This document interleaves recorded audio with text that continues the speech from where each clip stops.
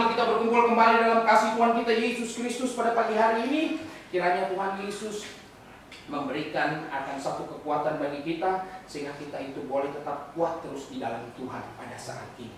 Dan kiranya untuk menghormati akan kebenaran firman Tuhan, saya mau panggil Bapak, Ibu, saudara, saudari sekalian untuk bangkit berdiri untuk mendengarkan akan firman Tuhan, membacakan ayat pokok yang ada pada pagi hari ini. Saya mau ambil di dalam kitab Mazmur pasal yang 145 ayat yang ke-18. Saya bacakan dalam terjemahan lama. Mazmur 145 ayat yang ke-18.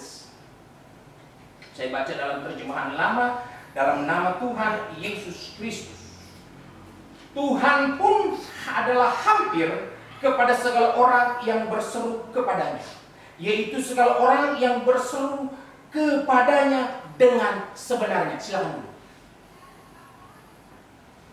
Firman Tuhan pada pagi hari ini mengatakan kepada kita, Tuhan adalah hampir kepada segala orang yang berseru kepadanya, yaitu segala orang yang berseru kepadanya dengan sebenarnya. Berarti ada orang yang berseru kepada Tuhan dengan tidak sebenarnya.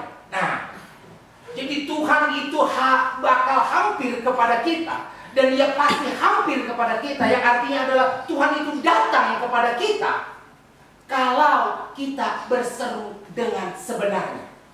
Jadi haruslah kita itu berseru dengan sebenarnya kepada Tuhan, supaya Tuhan itu boleh datang kepada kita. Sebab ada yang namanya kalau kita meminta kepada Tuhan itu tidak dikabulkan oleh keinginan oleh Tuhan. Sebab apa? Sebab kita memintakan untuk hawa nafsu kita. Coba buka di dalam Yakub pasal yang keempat ayat yang ketiga. Coba boleh tolong dibacakan bagi kami ini. Yakub 4 ayat yang ketiga, Ya. demikianlah firman Tuhan. Maka kamu minta tetapi tiada beroleh, sebab salah permintaanmu, yaitu sebab kamu hendak menghabiskan menurut hawa nafsumu. Nah, itu dia. Berarti Tuhan tidak hampir, berarti Tuhan tidak datang, sebab kamu tidak meminta dengan sebenarnya. Kamu tidak berseru kepada Tuhan dengan sebenarnya. Jadi Tuhan mau kamu itu berseru kepada Tuhan dengan sebenarnya. Artinya kita beribadah kepada Tuhan dengan sebenar-benarnya. Kalau di dalam Roma 12 ayat yang kedua, coba tolong bacakan. Roma pasal yang ke-12 ayat yang kedua. Roma 12 ayat yang kedua, demikianlah firman Tuhan. Ya. Dan janganlah kamu menurut teladan orang dunia ini. Janganlah kamu menurut teladan orang dunia ini, sebab orang dunia ini meminta hanya untuk hawa nafsunya sahaja, untuk dihabiskan untuk hawa nafsunya sahaja. Lanjut. Melainkan ubahkanlah rupamu dengan pembaharuan hatimu, Ya, terus. supaya kamu dapat mengenal apa kehendak Allah, yaitu akan hal yang baik dan yang berkenan dan yang sempurna. Yang baik, berkenan, dan yang sempurna. Nah, jadi kalau kamu mau menghampiri kepada Tuhan, 3 hal ini harus kita camkan baik-baik, yaitu baik, berkenan, dan sempurna. Itu barulah ibadahmu yang sejati. Kalau dalam ayat yang pertama dikatakan, mempersembahkan tubuhmu sebagai korban yang hidup, kudus, dan yang berkenan kepada Allah. Dan kita beribadah kepada Tuhan itu yang baik, berkenan, dan yang sempurna. Barulah Tuhan itu boleh hampir kepada kamu. Sebab kalau kita tidak beribadah dengan baik dan sempurna, bagaimana mungkin Tuhan itu boleh sampai kepada kita? Karena firman Tuhan di dalam Roma 12 ayat yang kedua mengatakan sedemikian. Harus baik, berkenan, dan yang sempurna. Itulah baru ibadahmu yang sejati. Bagaimana kita bisa menjadi yang baik dan yang sempurna? Kita harus kembali lagi kepada awal, yaitu apa? Mendengar kebenaran firman Tuhan. Itu adalah hal yang paling sangat mendasar di dalam kehidupan kekristenan setiap orang-orang Kristen. Hal yang sangat mendasar sekali. Mendengar kebenaran firman Tuhan. Dengan mendengar kebenaran firman Tuhan, barulah timbul yang namanya iman. Sebab iman itu timbul daripada pendengaran. Pendengaran akan apa? Pendengaran akan kebenaran firman Tuhan.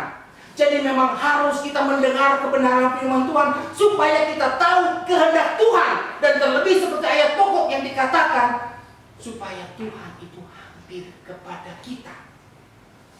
Supaya Tuhan itu mau datang kepada kita, mendengar akan segala doa dan permohonan daripada kita. Maka dari itu kamu beribadah kepada Tuhan dengan sebenarnya. Keluaran 23 ayat ke-25. Coba baca. Keluaran 23 ayat 25. Ini ayat paling sangat populer sekali. Semua orang Kristen rata-rata tahu akan ayat ini. Keluaran 23 ayat ke-25. Ya. Maka hendaklah kamu berbuat bakti kepada Tuhan Allahmu, maka Ia pun akan memberkati rotimu dan airmu, dan segala penyakit akan kulalukan kelak dari antara kamu. Nah, berbuat bakti kepada Tuhan, maka segala roti, air minum diberkati oleh Tuhan, dan segala penyakit dilalukan oleh Tuhan. Apa sih yang kita butuhkan di dunia ini? Cuma ada 3, hanya makan, minum, dan pakai. 3 ini yang sangat pokok di dalam kehidupan kita. Ini akan diberkati oleh Tuhan. Kalau kamu berbuat bakti, bahkan Tuhan tambahkan ekstra. Segala penyakit dilalukan. Berarti Tuhan memberikan apa? Kesehatan kepada kita yang berbuat bakti kepada Tuhan dengan sebenarnya. Ada catatannya, dengan sebenarnya. Berarti harus beribadah kepada Tuhan dengan sebenarnya, dengan sesungguh-sungguhnya. Buka Ulangan pasal yang ke-6 ayat yang ke-5. Ulangan pasal 6 ayat yang ke-5. Ya. Ulangan 6 ayat ke-5. Hendaklah kamu mengasihi Tuhan Allahmu dengan segenap hatimu, dan segenap jiwamu, dan dengan segenap segala kekuatanmu. Ayat yang ke-6. Ayat yang ke-6. Maka hendaklah dalam hatimu segala firman yang kusuruh kepadamu pada hari ini. Ayat yang ke-7. Hendaklah kamu mengajarkan dia akan anak-anakmu, dan berkata-katalah kamu akan halnya apabila kamu duduk dalam rumahmu, atau apabila kamu berjalan di luar, atau apabila kamu membaringkan dirimu hendak tidur, atau apabila kamu bangun daripada tidurmu. Nah, itu firman Tuhan. Berarti harus kita itu mencintai akan Tuhan. Itu dengan segenap hati. Apa tadi dikatakan dalam pasal yang ke-5, ayat yang ke-5? Dengan Segenap jiwa dan dengan segenap kekuatan. Nah, itu dia. Berarti harus itu ada segenap, dan segenap. Itu yang Tuhan inginkan. Jadi memang kewajiban kita sebagai manusia adalah mengasihi Tuhan dengan segenap-genapnya.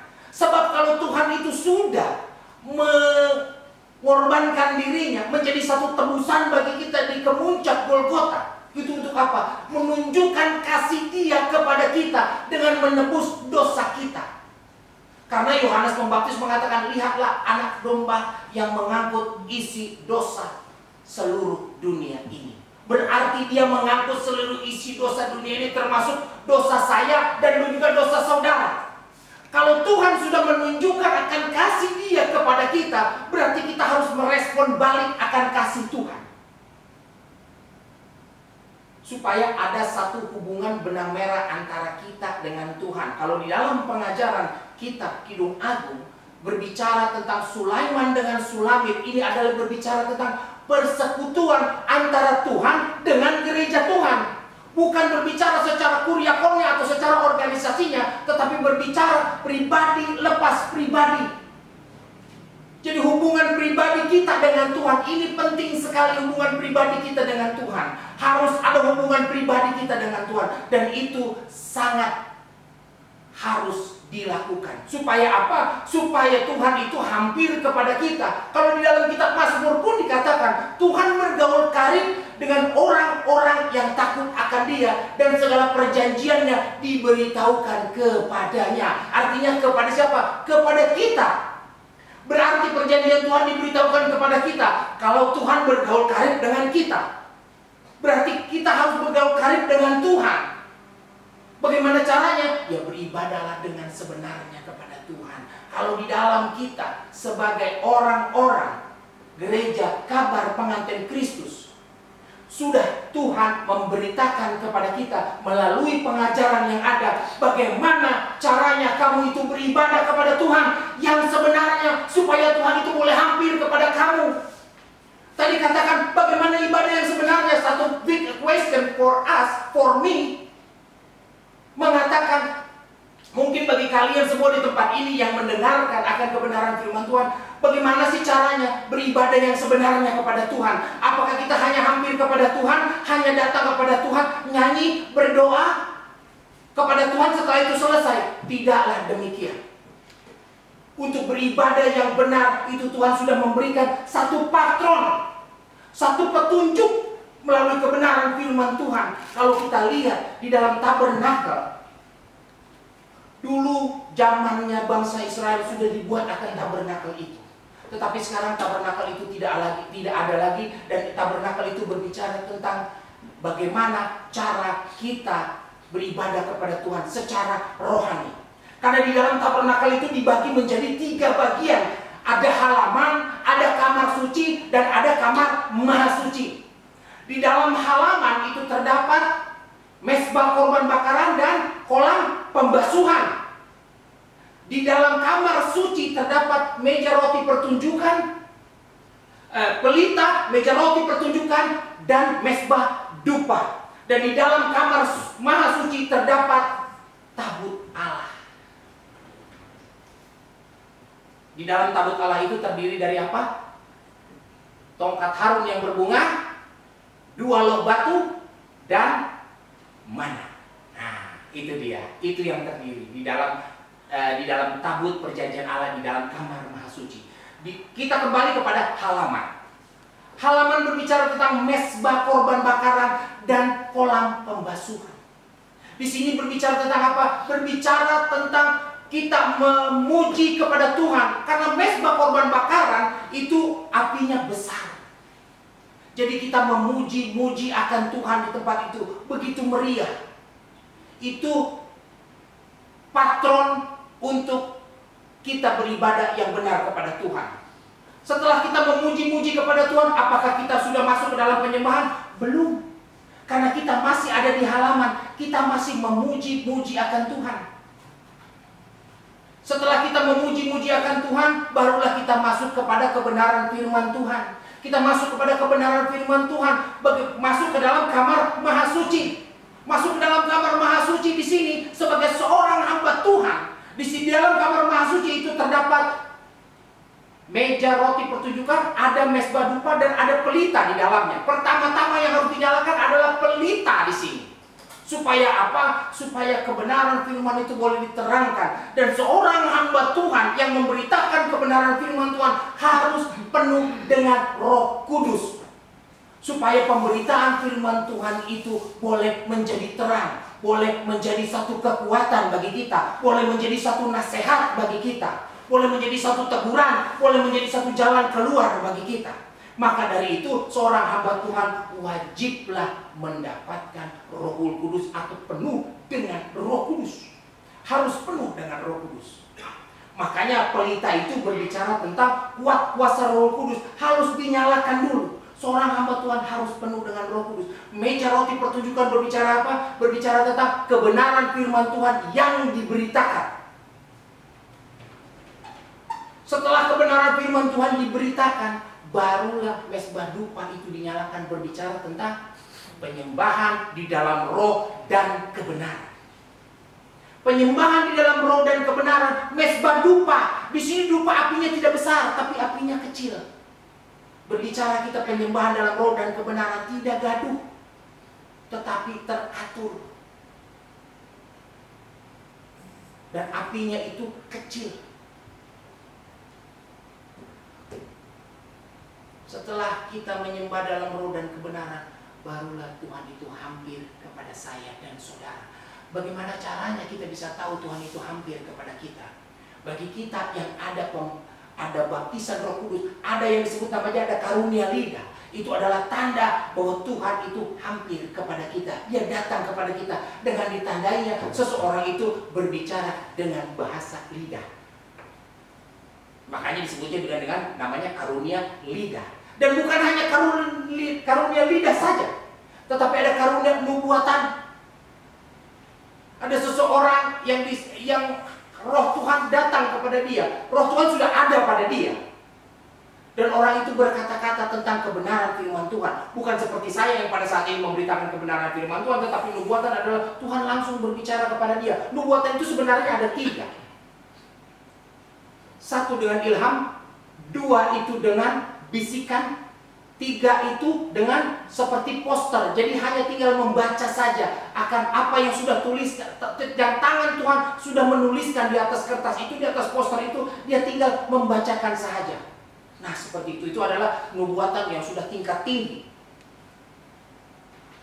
Barulah Tuhan itu hampir dengan sebenarnya. Yang tadi saya katakan tadi itu adalah tentang ibadah yang sebenarnya kepada Tuhan, supaya Tuhan itu boleh hampir kepada kita. Jadi kalau firman Tuhan sudah diberitakan bagi saya dan saudara pada saat ini, janganlah kamu mengeraskan akan hati kamu. Coba buka di dalam Ibrani pasal yang ke-4 ayat yang ke-7. Ya. Ibrani 4 ayat yang ke-7, ya. Demikianlah firman Tuhan.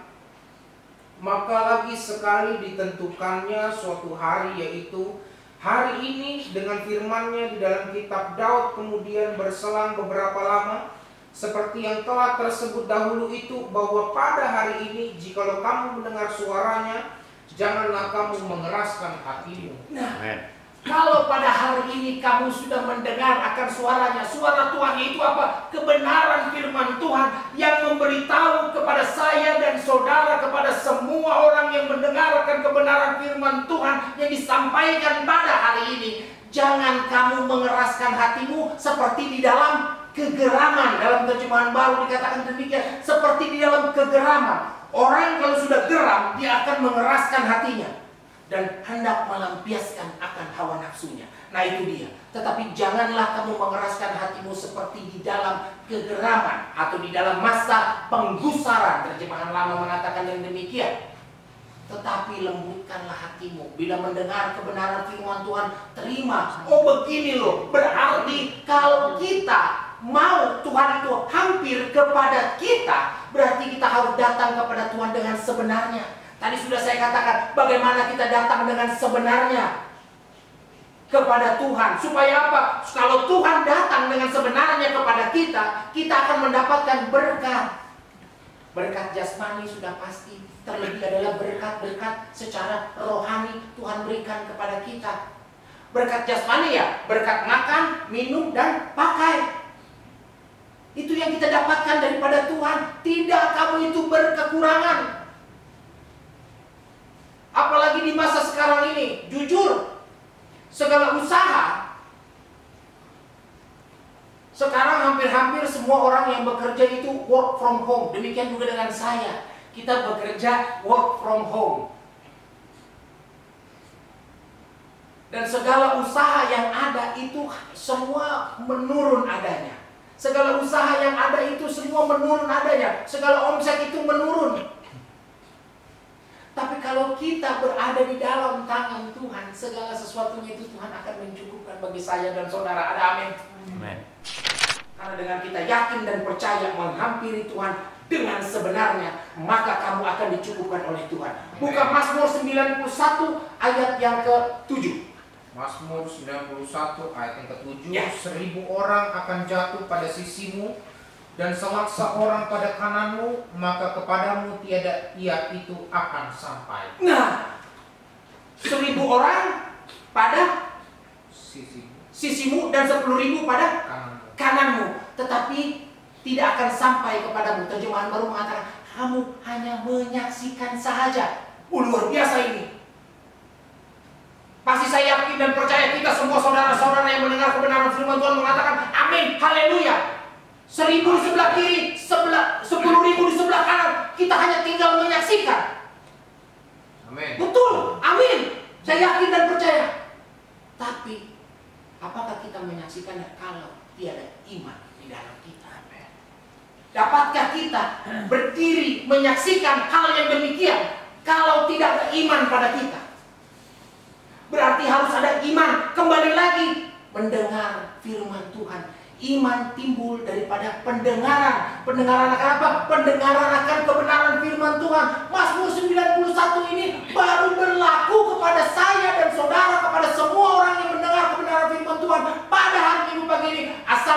beriman pada kamu, maka kamu akan mendapatkan, maka kamu akan menyaksikannya.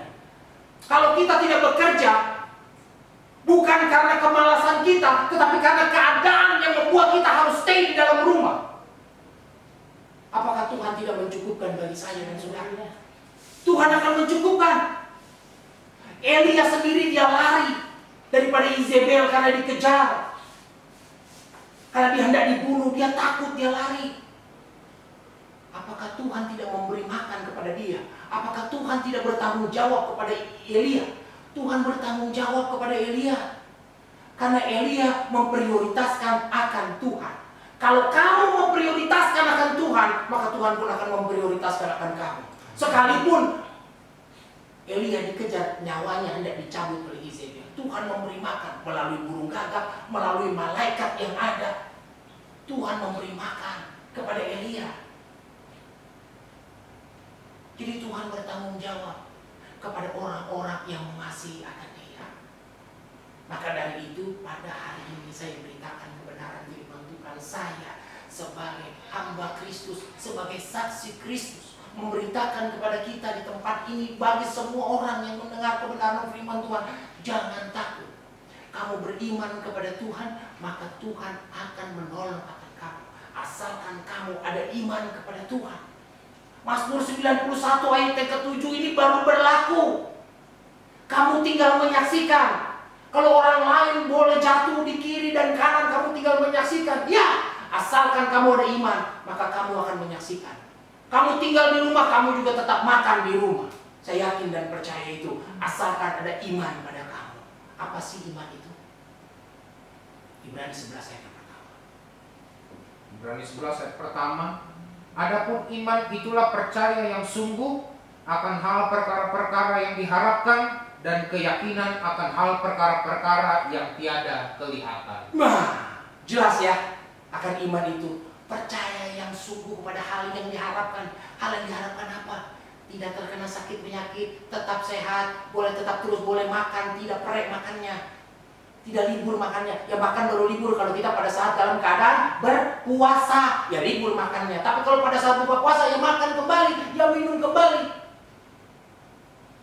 Percaya kepada yang tidak kelihatan, beriman kepada yang tidak kelihatan. Saya yakin dan percaya Tuhan akan menolong saya. Saya yakin dan percaya virus corona tidak akan kena kepada saya. Saya jujur juga sebenarnya, untuk keluar daripada rumah ada satu ketakutan bagi saya sebenarnya. Jujur, saya juga sebagai hamba Tuhan, saya juga sebagai manusia, saya juga ada ketakutan. Kalau mungkin cuma saya yang kena nggak jadi masalah, kalau mau saya yang mati juga nggak jadi masalah. Tetapi kalau saya kembali ke rumah membawa virus itu, kasihan orang-orang yang ada di dalam rumah. Tetapi saya berdoa kepada Tuhan pagi hari ini, Tuhan tolong, saya memberitakan kebenaran firman Tuhan. Saya bukan mau kemana-mana Tuhan. Saya harus beritakan firman Tuhan ini. Sebab tanpa firman Tuhan diberitakan, tidak akan menjadi satu kekuatan bagi kita. Maka dari itu, supaya kita boleh tetap kuat di dalam Tuhan, supaya boleh kita tetap beriman kepada Tuhan, firman Tuhan harus diberitakan. Sebab iman timbul daripada pendengaran akan kebenaran firman Tuhan. Bagaimana kita bisa dikuatkan oleh Tuhan tanpa kita mendengar akan firman Tuhan itu sendiri. Yohanes 1 ayat yang pertama mengatakan, pada mulanya adalah firman, firman bersama-sama dengan Allah, dan firman itu menjadi manusia. Berarti kita harus dengar kepada firman itu supaya kita dikuatkan. Tanpa bagaimana kita itu dikuatkan tanpa kita mendengar firman Tuhan? Dan saya katakan sekali lagi, sebagai hamba Tuhan, sebagai saksinya Tuhan, sebagai saksinya Yesus Kristus, harus maju memberitakan kebenaran firman Tuhan untuk menguatkan orang-orang yang ada.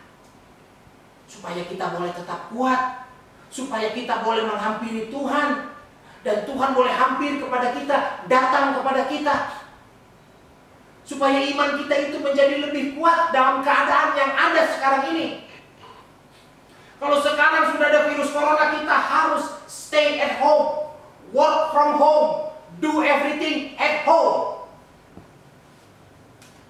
Saya katakan sekali lagi, hari Minggu kemarin, pada saat kita beribadah, ada nubuatan Tuhan yang mengatakan, saya harus sampaikan ini, Bagi kita mungkin yang tidak hadir, mungkin tidak mendengarkan hal ini. Tapi saya harus sampaikan kepada kita semua di tempat ini, bahwasanya bagi semua orang yang mendengar akan kebenaran firman Tuhan pada hari Minggu ini, saya harus sampaikan kepada kita semua di tempat ini, bahwasanya akan ada yang lebih dahsyat lagi daripada virus corona ini. Jadi bergumullah, bersiaplah. Artinya apa bergumul? Berdoa, berpuasa, dan membaca kebenaran firman Tuhan. Bagi kita orang-orang kabar pengantin Kristus, bukan hanya berdoa dan berpuasa membaca kebenaran firman Tuhan, menyembah Tuhan di dalam roh dan kebenaran, tetapi kamu juga harus membaca pengajaran. Yaitu apa? Wahyu, pengajaran yang langsung daripada Tuhan sudah diberikan kepada kita. Baca itu. Firman Tuhan di dalam kitab Wahyu mengatakan, aku datang segera. Berpeganglah dengan apa yang ada padamu. Aku datang segera. Berarti Tuhan sebentar lagi mau datang. Berpegang dengan apa yang ada padamu. Saya tanya, apa yang ada padamu? Elisa mengatakan kepada janda yang ada kepada janda, dia mengatakan apa? Kepada janda yang disafat, dia mengatakan, apa yang ada padamu? Hanya sebuah buli berisi minyak. Itu yang ada pada kita. Kuat kuasa Roh Kudus, pengajaran, kabar pengantin Kristus, itu yang ada pada kita. Baca itu supaya apa? Supaya kita tahu bagaimana kehendak Tuhan di dalam kehidupan kita. Supaya kita tahu kita ini sudah berada di mana. Supaya kita tahu rencana-rencana Tuhan akan selanjutnya. Kita tahu rencana Tuhan itu ke depan apa. Bagi saya seorang kabar pengantin Kristus, terlebih saya sebagai seorang hamba Tuhan, mengetahui akan rahasia Tuhan. Sebelum kita masuk masa antikris, ada masa yang disebut masa kegerakan besar. Masa kegerakan besar 3,5 tahun, masa antikris 3,5 tahun, jadi genap 7 tahun. 7 tahun itu berbicara tentang satu sabat. Berarti setengah sabat masa kegerakan besar, setengah sabat itu adalah masa pemusnahan. Masanya antikris. Nah, bagi saya dan saudara yang kita sudah tahu bagaimana antikris itu akan datang nanti, dan itu bukan cerita dongeng nenek-nenek kita, bukan. Tapi kitab Wahyu menyatakan yang demikian. Akan ada antikris. Wahyu 9, kalau kita baca dari pasal yang pertama, itu sangat mengerikan. Tidak ada kematian selama 5 bulan. Bayangkan kalau tidak ada kematian selama 5 bulan. Kitab Wahyu sudah memberitakan yang demikian. Yohanes di Pulau Patmos pada 100 Masehi. Dan itu lama sekali. Dan Tuhan sudah memberitakan kepada Yohanes. Kalau Tuhan sudah memberitakan kepada Rasul Yohanes, diberitakan bahwa akan ada kejadian. Dan dunia ini tidak seterusnya akan seperti ini terus, seperti ini terus. Tetapi dunia akan ada masanya, ada finalnya, di mana akan ada antikris yang akan memerintah di dunia ini selama 3,5 tahun. Dia akan memerintah di dunia ini 3,5 tahun. Bagi saya dan saudara yang sudah tahu, jangan sampai kita itu tertinggal masuk ke dalam masa antikris. Sebab bagi kita yang sudah mengetahui rahasia kebenaran firman Tuhan, bahwasanya akan ada yang diangkat, akan ada yang tertinggal. Jangan sampai kita yang sudah tahu tentang kebenaran firman Tuhan, rahasia kebenaran firman Tuhan, menjadi yang tertinggal atau yang menjadi the left behind. Hati-hati. Kalau kamu menjadi yang the left behind, waduh, mengerikan. Bagi orang yang belum tahu kabar pengantin Kristus, bagi orang yang belum tahu akan pengajaran kebenaran firman Tuhan, akan wahyu atau vision daripada Tuhan, mungkin nggak terlalu takut. Tetapi bagi kita orang-orang kabar pengantin Kristus, kalau sampai kita yang tertinggal, menjadi satu ketakutan yang luar biasa. Karena kita sudah tahu, hari ini saya beritakan firman Tuhan sedikit tentang akhir zaman pada saat ini. Belum saya kupas keseluruhan secara akhir zaman. Tentang akhir zaman. Bahwa ada masa di mana selama 5 bulan tidak ada kematian. Kamu bisa lari. Antikris akan ambil kamu satu persatu, akan ditanya, ikut Yesus Kristus atau ikut antikris? Pilih mana? Jangan seperti bangsa Israel pada saat mereka menyalibkan akan Tuhan Yesus Kristus yang pertama. Pontius Pilatus mengatakan apa? Yesus Kristuskah Yesus yang disebut Kristuskah atau Yesus yang disebut Barabaskah yang hendak aku lepaskan bagi kamu? Apa yang bangsa Israel katakan? Yesus Barabas yang dilepaskan, Yesus Kristus salibkan dia. Jangan sampai itu terjadi bagi kita, bagi semua yang mendengar. Jangan sampai Yesus Barabas itu dilepaskan. Dalam arti kata apa? Kita memilih kepada Yesus Barabas itu, yang nyata-nyata dia adalah seorang penjahat yang kejam. Kalau kita sudah tahu dia adalah penjahat yang kejam, itu siapa? Yesus Barabas itu siapa? Tuhan yang palsu, nabi palsu. Dalam Wahyu pasal yang ke-6 diceritakan bagaimana ada kuda putih, kuda hitam, kuda merah, kuda kelabu. Di situ ada cerita, di situ diberitakan tentang pengajaran kabar pengantin Kristus. Saya tidak akan membahasnya di sini karena mungkin akan terlalu panjang. Tetapi di situ diberitakan bahwa ada nabi-nabi palsu. Kita mau milih yang mana? Kita mau memilih yang mana? Kepada Yesus yang disebut Kristuskah atau Yesus Barabaskah? Pilihan ada pada saya dan saudara. Karena Yesus Kristus, yaitu Tuhan kita, yang memberikan pilihan bagi kita. Yaitu apa? Free will. Tuhan memberikan free will bagi kita. Kamu mau milih yang mana? Sama seperti Adam pada saat itu. Kepada Hawa, kepada seluruh pohon yang ada di Taman Firdaus ini boleh kamu makan buahnya. Tetapi tentang pohon pengetahuan yang baik dan jahat, jangan kamu makan buahnya, nanti kamu mati. Katanya begitu.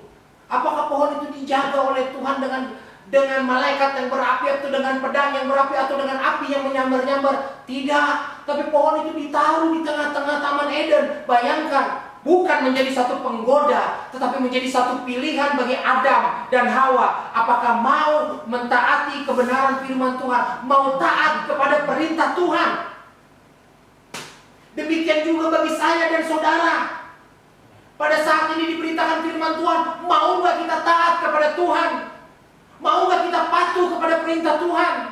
Supaya Tuhan itu hampir kepada kita, dan supaya kita tidak terkena akan bala yang sangat besar itu, yaitu apa? Antikris. Tuhan menghendaki bagi kita yang sudah dengar kabar, yang sudah tahu akan kebenaran firman Tuhan, beritakan firman Tuhan bagi orang di luar sana. Karena Tuhan tidak menghendaki kebinasaan. Tuhan menghendaki agar semua orang itu beroleh selamat.